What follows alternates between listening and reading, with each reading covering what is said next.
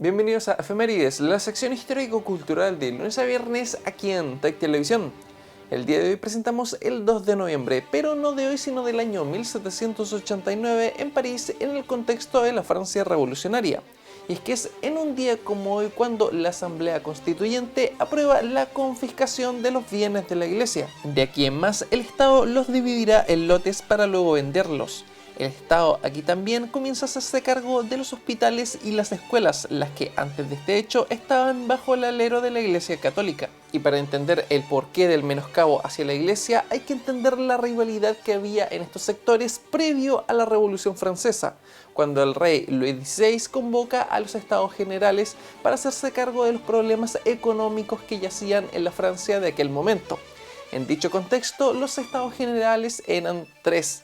El Estado llano, conformado por burgueses, comerciantes, artesanos y un sinnúmero de personas que componían al grueso de Francia, es decir, las clases más pobres o más paupérrimas del país. Por otra parte estaba la nobleza y por otra el clero, y cada sector valía un punto en cada votación que se llevaba a cabo. Por lo tanto, aunque el tercer estado intentó promover una serie de reformas en su favor, no fue escuchada, y el clero y la nobleza se aliaron para hacer acuerdos a su solo beneficio. Es por eso que finalmente el tercer estado emprende la Revolución Francesa, no solamente contra la nobleza, sino también con quien siempre la apoyó, es decir, al clero. Avanzamos desde entonces hasta el año 1879 en el Perú, ya que es también en un día como hoy cuando las tropas chilenas llevan a cabo el desembarco de Pisagua, también conocido como el combate de Pisagua.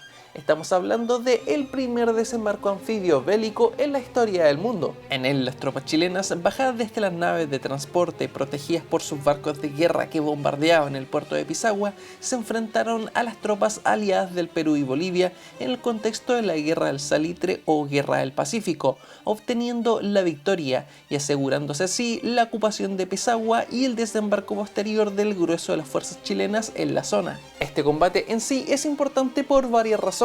Número 1, permitió definitivamente llevar la guerra al territorio enemigo. Número 2, permitió separar los refuerzos del Perú y del Bolivia que venían desde posiciones diferentes y se unían en dicho lugar. Número 3, permitió adquirir una posición específica que además les permitió incorporar al tren dentro de sus filas. Es decir, el tren que pasaba por ahí ahora pertenecía en la práctica a los chilenos que se lo habían tomado para transportar sus propios recursos. Y así también, como dije, esta posición estratégica les daba un paso de agua dulce para abastecerse. Y así también, como dije desde el inicio, implicó la incorporación de una nueva táctica militar. Hablamos del ataque anfibio. Hay que entender que antes de esto los ataques eran de la siguiente forma: avanzaba desde el mar un ejército, creaba un campamento, se incorporaba luego a la batalla o generaba un plan para luego crear una batalla. Aquí no, básicamente los soldados llegaron a la playa y avanzaron directamente hasta tomarse todo el territorio.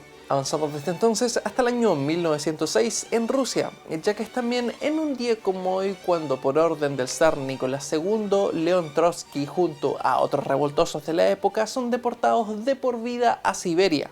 Allí se dedicó a leer a Marx y a escribir crítica literaria. Sería también en este exilio donde leería la obra de Lenin ¿Qué hacer? Fascinado con esta, decidió tratar de unirse a Lenin en su exilio europeo, huyendo así de Siberia. Y es que realmente es difícil tratar de entender cómo habría avanzado la historia si León Trotsky nunca hubiese huido de su exilio en Siberia. O si por el contrario, en un día como hoy, el zar Nicolás II, en vez de condenarlo a exilio, lo hubiese condenado a muerte. Y es que de hecho Trotsky se convertiría en el brazo derecho de Lenin, pero mucho más allá de eso, sería él uno de los principales motores y mentes detrás de la Revolución de Octubre, la que daría inicio a todo el proceso que conocemos como la URSS o la Unión Soviética. Así también sería él quien conseguiría un acuerdo de paz para sacar a Rusia de la Primera Guerra Mundial. Sería también él quien formaría al Ejército Rojo, que se enfrentaría al Ejército Blanco de los mencheviques en la Guerra Civil Rusa. Básicamente un personaje con muchas luces y sombras. Pero hasta aquí las efemérides del día de hoy. Como siempre, recordándoles que nos reencontramos mañana en este mismo horario por las pantallas de Tech Televisión.